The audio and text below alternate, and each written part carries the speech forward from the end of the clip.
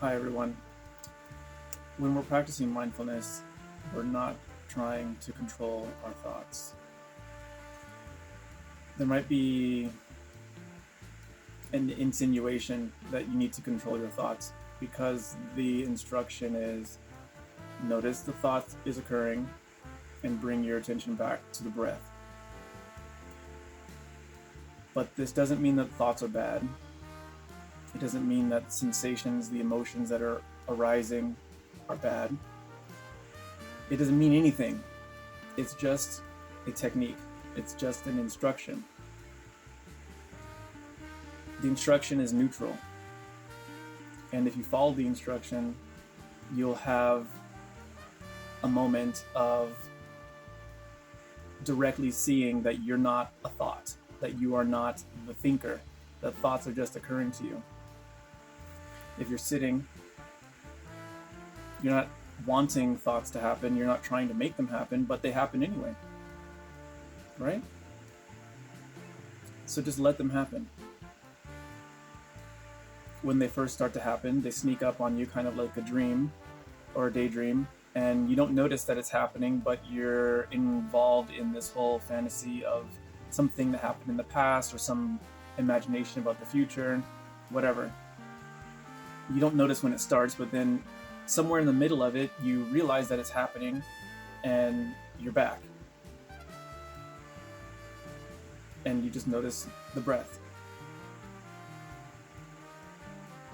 And just stay with the breath.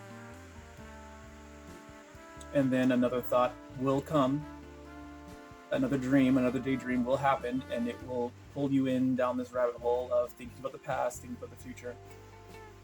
You won't notice it happening, but somewhere in the middle of it, you will wake up from it, and then you decide to come back. So this action of coming back again and again and again is the point.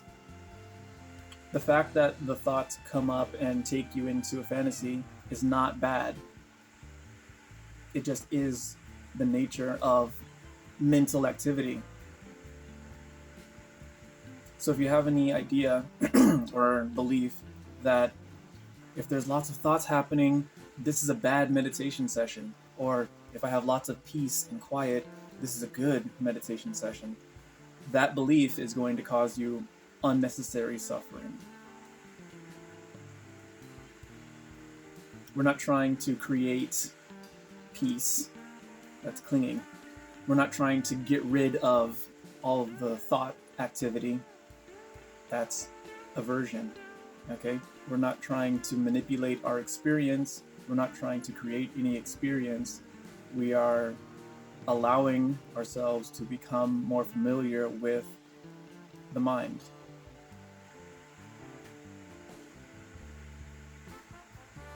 Having an intense emotion or having a thought process is not the problem. It's the identification. You're wanting to manage your anxiety, trying to repress the anxious feeling, trying to stop the anxious thoughts is just going to cause more problems. Mindfulness can help if you apply an attitude of openness and non-judgmental awareness, simply observing what appears, what stays, and then disappears. Let the thoughts appear, just let them do whatever they're doing. And just notice that they're doing it.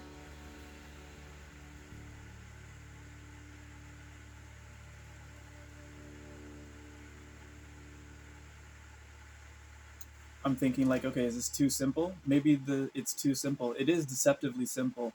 There's an element of trust. Maybe if your direct experience is not that you are formless awareness, it can be hard to trust that all you have to do is just observe. Maybe you can't help but feel like, well, I need to do something to change my anxiety. I need to do something to make it better. And I'm just inviting you to take a leap of faith and trust that there's nothing that you need to do to manipulate your state of mind or body in order to change things and make it better. Everything that's coming up for you is completely natural. It's the right time and the right place for it to be just as it is. And if you're wanting to change something about it, just change your relationship to it. Instead of trying to get rid of something or trying to maintain something, just give up. And that impulse to maintain or to get rid of things, that impulse is going to happen anyway. But it's also noticed by you. When you notice that happening, just relate to it the same way you relate to the thoughts. You just notice that it's happening, and then you come back to your breath and just let everything flow. All right, let me know how that works for you. See you next time.